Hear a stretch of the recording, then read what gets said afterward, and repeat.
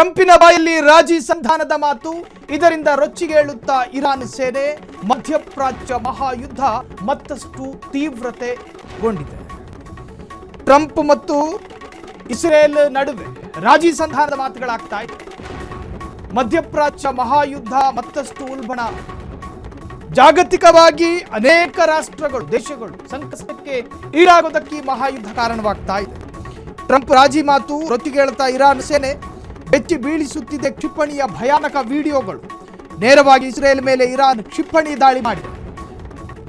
Trump ಮಾತಿಗೂ ಕ್ಯಾರೆ ಎನ್ನದೆ Iran ಪ್ರತಿದಾಳಿಗಳನ್ನು ಮಾಡ್ತಾ ಇದೆ. ಒಂದು ಕಡೆ ಅಮೆರಿಕ 5 ದಿನದ ತಾತ್ಕಾಲಿಕ ವಿರಾಮವನ್ನು ಘೋಷಣೆ ಮಾಡಿದೆ.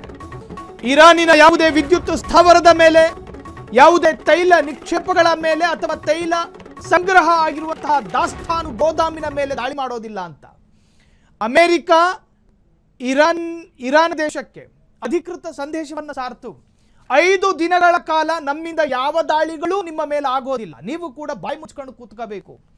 ಅಮೆರಿಕಾದ ಈ ವಾರ್ನಿಗೆ ಸೊಪ್ಪೆ ಹಾಕಲಿಲ್ಲ ಇರಾನ್. ಅಮೆರಿಕಾದ ಮುದಿಯ ಬಾಯಿಗೆ ಬಂದ ಹಾಗೆ ಮಾತನಾಡ್ತಾ ಇದ್ದಾನೆ. ಅದನ್ನ ಕೇಳಿಸುವ ಕಿವಿಗಳು ಇರಾನ್ ದೇಶದ ಯಾವೊಬ್ಬ ಪ್ರಜೆಗಳಿಗೂ ಕೂಡ ಆ ಕಿವಿ ಇಲ್ಲ ಅಂತ ಹೇಳ್ತು ಇರಾನ್. ನೀವು ನಮ್ಮ ನಾಶವನ್ನು ಬಯಸುತ್ತಿದ್ದೀರಿ, ಹಾಗಾಗಿ ನಿಮ್ಮ ಆಸೆಗಳನ್ನು ನಾವು ಈಡೇರಿಸೋದಿಲ್ಲ. ನಮ್ಮದೊಂದು ಗುರಿ ಇದೆ, ನಮ್ಮದೊಂದು ಡೆಸ್ಟಿನೇಷನ್ ಇದೆ. ಅದನ್ನು ರೀಚ್ ಆಗೋವರೆಗೂ ನಮ್ಮ ದೇಶದಿಂದ ಕ್ಷಿಪಣಿಗಳ ಮಳೆಗಳು ನಿಮ್ಮ ದೇಶಕ್ಕೆ ಬೀಳ್ತಾನೆ ಇರ್ತವೆ. ಯಾವ ಹೊತ್ತಿಗಾದ್ರೂ ಕೂಡ ಕ್ಷಿಪಣಿಗಳ ಮಳೆ ಬೀಳಬಹುದು ಅಮೆರಿಕಾದ. ನೋಡಿ, ಜಗತ್ತಿನ 72 ರಾಷ್ಟ್ರಗಳಲ್ಲಿ ಅಮೆರಿಕಾದ ಮಿಲಿಟರಿ ಬೇಸ್ಗಳಿದ್ದಾವೆ. ಆ ಪೈಕಿ ಅನೇಕ ಅರಬಿಕ್ ರಾಷ್ಟ್ರಗಳಲ್ಲಿ, ಮುಸ್ಲಿಂ ರಾಷ್ಟ್ರಗಳಲ್ಲೂ ಕೂಡ ಅಮೆರಿಕ ತನ್ನ ಸೇನಾ ನೆಲೆಯನ್ನು ಸ್ಥಾಪನೆ ಮಾಡಿಕೊಂಡಿದೆ. ಆ ಪೈಕಿ ಒಂದಷ್ಟು ರಾಷ್ಟ್ರಗಳು ಅದಕ್ಕೆ ಅವಕಾಶ ಕೊಡಲಿಲ್ಲ. ಇವತ್ತು ಬಂದಿರತಕ್ಕಂತಹ ಮಾಹಿತಿಯ ಪ್ರಕಾರ ಸೌದಿ ಅರೇಬಿಯಾ ಕೂಡ ಅಮೆರಿಕ ಇರಾನ್ ಮೇಲೆ ದಾಳಿ ನಡೆಸೋದಕ್ಕೆ ಅವರ ಏರ್ವೇಸ್ಗಳನ್ನು ಬಳಸಬಹುದು ಅಂತ ಹೇಳಿ ಸೌದಿ ಅರೇಬಿಯಾ ಅಮೆರಿಕಕ್ಕೆ ಸಪೋರ್ಟ್ ಮಾಡಿದೆ. ಈ ಎಲ್ಲದರ ನಡುವೆ ಈ 5 ದಿನಗಳ ಈ ವಿರಾಮ ಇದೊಂದು ತರಹದ ನಾಟಕೀಯ ನಿರ್ಧಾರ. ಈ ಅರ್ಥದಲ್ಲೂ ಕೂಡ ಚರ್ಚೆಗಳಾಗ್ತಾ ಇದೆ. ವಾಯು ಮಾರ್ಗದಲ್ಲಿ ಅಮೆರಿಕಕ್ಕೆ ಇರಾನ್ ಸೆಡ್ಡು. ಯುಎಸ್ ಮಿಸೈಲ್ಗಳ ಮಧ್ಯೆ ನುಸುಳಿದ ಇರಾನ್ ಮಿಸೈಲ್ಗಳು. ಅಮೆರಿಕ ವಾಯು ನೆರೆಯ ಮೇಲೆ ಹಾರಿದಂತಹ ಕ್ಷಿಪಣಿ ಐರನ್ ಡೋಮ್ ಮಿಸೈಲ್ಗಳಿಗೆ ಒಂದು ತರಹದ ಥ್ರೆಟ್ ಆದ ಇರಾನ್ನ ಮಿಸೈಲ್ಗಳು. ಐರನ್ ಡೋಮ್ಗಳನ್ನು ಕೂಡ ಕನ್ಫ್ಯೂಸ್ ಮಾಡಿಕೊಂಡು ಇರಾನಿನ ಕ್ಷಿಪಣಿಗಳು, ಮಿಸೈಲ್ಗಳು ಅಮೆರಿಕವನ್ನು ತೂರಿ ಹೋಗ್ತಾ ಇದೆ. ಇಸ್ರೇಲ್ ಮೇಲೆ ಕ್ಷಿಪಣಿ ಮಳೆಗೈದ ಇರಾನ್ ಸೇನೆ.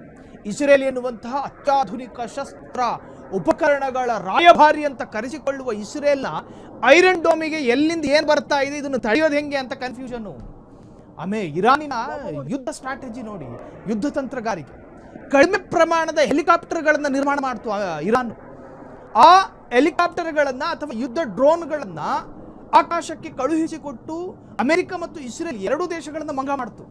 ಅವ್ರೇನು ಅನ್ಕೊಂಡ್ರು, ಯಾವುದೋ ಹೊಸ ಯುದ್ಧೋಪಕರಣವನ್ನು ಪ್ರಯೋಗ ಮಾಡ್ತಾ ಇದ್ದಾರೆ, ಇದನ್ನ ಪ್ರತಿರೋಧಿಸೋದಕ್ಕೆ ನಾವೊಂದಷ್ಟು ಉಪಕರಣಗಳನ್ನು ಬಿಡಬೇಕು ಅಂತೇಳಿ ಕಾಸ್ಟ್ಲಿ, ಎಷ್ಟು ದುಬಾರಿ ಉಪಕರಣಗಳನ್ನೆಲ್ಲ ಬಿಟ್ಟು ತನ್ನಲ್ಲಿದ್ದಂತಹ ಎಲ್ಲ ಯುದ್ಧ ಉಪಕರಣಗಳನ್ನು ಕೂಡ ಖಾಲಿ ಮಾಡ್ಕೊಂಡು ಕೂತ್ಕೊತ್ತು ಅಮೆರಿಕ ಮತ್ತು ಇಸ್ರೇಲ್. ಆದರೆ ಇರಾನ್ ತನ್ನ ಯುದ್ಧದ ಸ್ಟ್ರಾಟಜಿಯ ಭಾಗವಾಗಿ ಯಾವುದೋ ಒಂದು ಕಿತ್ತೋಗಿರೋ 2 ಡ್ರೋನ್ಗಳನ್ನು ಹಾರಿಸಿತ್ತು. ಇವೆಲ್ಲವೂ ಕೂಡ ಯುದ್ಧದ ತಂತ್ರಗಾರಿಕೆ. ಒಟ್ಟಾರೆ ಅಮೆರಿಕ ಮತ್ತು ಇಸ್ರೇಲ್ 2 ದೇಶಗಳಿಗೂ ಕೂಡ ಸಹಿಸಿಕೊಳ್ಳಲಾಗದ ವೇದನೆಯನ್ನು ಇರಾನ್ ಕೊಡ್ತಾ ಇದೆ. ಈಗಾಗಲೇ ದಿನದಿಂದ ದಿನಕ್ಕೆ ತೀವ್ರತೆಯನ್ನು ಪಡೆದುಕೊಂಡಿದೆ ಇರಾನ್ ಇಸ್ರೇಲ್ ಮಹಾಯುದ್ಧ.